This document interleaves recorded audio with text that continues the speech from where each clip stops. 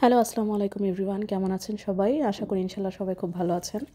তো আজকে আমি দেখাচ্ছি হচ্ছে ঝরঝরা পোলাও, খুবই সুন্দর। কীভাবে পারফেক্ট ঝরঝরে পোলাও রান্না করতে হয়। তো আমি প্রথমে এখানে চালটা ভালোভাবে ধুয়ে নিলাম। আমি 3 থেকে 4 বার ধুয়ে নিয়েছি। তো তারপরে আমি হচ্ছে এই তো সয়াবিন তেল দিয়ে দিলাম। এর মধ্যে হচ্ছে আমি এলাচ, দারচিনি, লং, তেজপাতা এগুলো দিয়ে দিলাম। তো আমি তেলের মধ্যে ঘিও দিয়ে দিলাম। আমি তেল ঘি দুটোই ইউজ করছি। তারপরে আমি হালকা একটু রসুন দিয়ে দিলাম ফ্লেভারের জন্য। তারপর হচ্ছে দিয়ে দিলাম আদা। তো আদা রসুনটা একটু ভালোভাবে ভাজা হবে গরম মশলা সহ। তেল আর ঘিয়ের মধ্যে সুন্দর করে যখন এটা ভাজা ভাজা হয়ে আসবে তখন হচ্ছে আমি এর মধ্যে চালগুলো ঢেলে দিব। তো দেখেন এটা সুন্দর ভাজা ভাজা হয়ে আসছে, খুবই সুন্দর একটা স্মেল বের হয়েছে। এর মধ্যে আমি একটু পেঁয়াজ কুচি দিয়ে দিলাম। আমি কতটুকু পেঁয়াজ বেরেস্তা করে রেখেছি আর এখানে একটু কাঁচা পেঁয়াজ দিচ্ছি। এটাও হচ্ছে হালকা ভাজা হয়ে আসবে। তো এটা যখন হালকা ব্রাউন কালার হয়ে আসবে তখন আমি এর মধ্যে হচ্ছে চাল ঢেলে দিব। আপনারা চাইলে রসুনটা স্কিপ করতে পারেন, অনেকে মেবি রসুন দেয় না, বা কারো এখানে কীভাবে পোলাও রান্না করে আমাকে জানাবেন ডেফিনেটলি। তো আমি গরম পানি ইউজ করবো, এই জন্য আমি হচ্ছে গরম পানি ফুটতে দিয়েছি। তো আমি চালটা এখানে ঢেলে দিলাম। তো আমি চালটা ঢেলে দিয়ে খুব ভালোভাবে হচ্ছে নাড়াচাড়া দিচ্ছি। আমি কিছুক্ষণ পর পর এটা নাড়বো, মিডিয়াম আছে এটা হচ্ছে বারবার আমি নেড়ে দিব, যেন এটা হচ্ছে নিচে লেগে না যায় আর যেন ভাজা হয়। চালটা ভাজা ভাজা হতে হবে। আমি চালটা ভালো করে ভেজে নিই। তো আমি এভাবে মাঝখান পর্যন্ত হচ্ছে কিছু কাঁচামরিচ চিড়ে রেখেছি, এটাও আমি দিয়ে দিলাম। আপনারা চাইলে এই সময় কাঁচামরিচ নাও দিতে পারেন। আমার একটু ফ্লেভার বা একটু ঝাল ভালো লাগে, তো এই জন্য আমি হচ্ছে এভাবে কাঁচামরিচটা দিয়ে দিলাম। তো আমি চালটা অনবরত হচ্ছে কিছুক্ষণ পর পর এভাবে নাড়বো। তো দেখেন, দেখলে আপনারা বুঝতে পারবেন যে এটা হচ্ছে ভাজা ভাজা হয়ে আসবে। চালটা নেড়েচেড়ে যত ভাজা হবে ততটা হচ্ছে পোলাও ঝরঝরা হবে, সুন্দর হবে। তো দেখেন, দেখেই বোঝা যাচ্ছে যে তেলটা মানে কি বলবো, চালটা হচ্ছে ভাজা ভাজা হয়ে গিয়েছে ভালোভাবে। তো আমি এর মধ্যে হচ্ছে পরিমাপ করে পানি দিব। আমি এই সবুজ কালার যে কাপটা দেখতে পাচ্ছেন এটার পরিমাপ করে 3 কাপ হচ্ছে চাল দিয়েছি, তাই আমি এটার 6 কাপ হচ্ছে পানি দিব। পোলাও আপনারা যতটুকু হচ্ছে চাল নেবেন তার ডাবল হচ্ছে পানি দিতে হবে পরিমাপ করে, এটাই হচ্ছে নিয়ম। তো এইভাবে দিলে পোলাও সবসময় অবশ্যই ঝরঝরা হবে, আর যদি চাল হচ্ছে ভালোভাবে ভেজে নেন। তো আমি দেখেন একে একে গুনে গুনে হচ্ছে আমি 3 কাপ চালে 3 কাপ পরিমাণ চালে হচ্ছে 6 কাপ পরিমাণ হচ্ছে পানি দিব। আমি চালটা আগে থেকে ভিজিয়ে রাখিনি, চাইলে আপনারা আগে থেকেও ভিজিয়ে রাখতে পারেন, সেক্ষেত্রে পানি হাফ কাপ কম দিলেও চলবে। কিন্তু হচ্ছে আপনার চালটা যদি আপনারা হচ্ছে ভিজিয়ে না রাখেন, চালটা ধুয়েই আমি ইনস্ট্যান্ট ব্যবহার করেছি, তো আমি সেক্ষেত্রে 3 কাপ চালে 6 কাপ হচ্ছে পানি দিয়েছি। তো এটা এভাবে যখন ফুটতে থাকবে, আমি এখন ঢেকে দিচ্ছি না, আমি হচ্ছে আরও পরে ঢাকবো।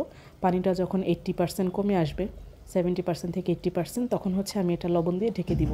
আমি কিন্তু এর মধ্যে কোনো লবণ ব্যবহার করিনি। নর্মালি সব কিছুতে আমরা আগে লবণ ব্যবহার করি, পোলাওতে হচ্ছে লবণটা পরে ব্যবহার করবো, তা না হলে হচ্ছে পোলাওটা গলে যাবে। তো দেখেন আমার পানি হচ্ছে 70%-এর মতো কমে এসেছে, তেলও হালকা উপরে উঠে আসছে, ঘিটা। তো আমি এরই মাঝখানে হচ্ছে আরও অল্প একটু ঘি দিয়ে দিব, আমার বারবার ঘি দিতে ভালো লাগে। তো আমি তো লবণ দিয়ে দিলাম দেখেন পরিমাণ মতো, পরে লাগলে আমি আরও দিব। আমি হচ্ছে হালকা লবণ দিয়ে নিলাম এখানে, খুব বেশি লবণ দিব না, একবারে লবণ যেন হচ্ছে না হয়ে যায়, হালকা একটু দিয়ে আমি নেড়ে চেড়ে দিলাম। পানিটা হচ্ছে অলমোস্ট কমে আসছে। তো আমি এখন হচ্ছে জালটা একবারে কমিয়ে আমি এখানে একটু ঘি দিয়ে দিচ্ছি। এভাবে ঘি দিয়ে এটা আমি হচ্ছে উপর দিয়ে মাখিয়ে আমি এর মধ্যে হচ্ছে কাঁচামরিচ দিয়ে দিব, বেশ কিছু আরও। কাঁচামরিচগুলো হচ্ছে আমি আস্ত দিচ্ছি না, অনেকে আস্ত ইউজ করেন, যে যেভাবে ইচ্ছা দিতে পারেন। আমি মাঝখান দিয়ে হচ্ছে চিড়ে নিয়েছি যেন এর ফ্লেভারটা বের হয়ে আসে, কাঁচামরিচের যেন একটা ফ্লেভার পাওয়া যায়, সুন্দর গ্রানটা হয় এজন্য। তো ইতিমধ্যে হচ্ছে পোলাও গ্রানে পুরো বাসা একবারে ভরে গিয়েছে, সম্পূর্ণ বাসায় শুধু পোলাওর স্মেল। তো এবার হচ্ছে আমি ঢাকনা দিয়ে এটা ঢেকে দিব। তো আমি হচ্ছে এই ঢাকনার যেই ফোঁটাটা, সেটা হচ্ছে আমি একটা লং দিয়ে এভাবে হচ্ছে সেটা বন্ধ করে দিব। এটার সেই ছোট্ট ফোঁটাটা হচ্ছে আমি বন্ধ করে দিব। তারপরে তো এভাবে আমি একদম হালকা আঁচে রেখে আমি 5-6 মিনিট পর দেখেন পোলাওটা অলমোস্ট হয়ে আসছে, সুন্দর পানিটাও শুকিয়ে গিয়েছে, এখনই পোলাওটা ঝরঝরে দেখাচ্ছে। তারপর আমি হালকা আর একটু দমে রাখবো ঢেকে। তো হালকা একটু দমে রাখলে দেখবেন পোলাওটা আরও ঝরঝরা হবে, খুবই সুন্দর হবে। চালও একটার গায়ে একটা দেখেন লাগছে না। তো এত সুন্দরভাবে পারফেক্ট সিদ্ধ হয়েছে, কোনো চাল কোথাও কোনো কাঁচা নেই, খুবই সুন্দর পোলাও হয়েছে। তো আপনারা এভাবে অবশ্যই পোলাও ট্রাই করে দেখবেন। আর আপনারা কে কীভাবে ট্রাই করেন অবশ্যই আমাকে কমেন্ট বক্সে জানাবেন, বা আমার পোলাও রান্নাটা কেমন লাগলো সেটাও আমাকে অবশ্যই জানাবেন। আপনারা চাইলে শুধু তেল দিয়েও করতে পারেন, ঘি দিতে হবে এমন কোনো কথা নেই।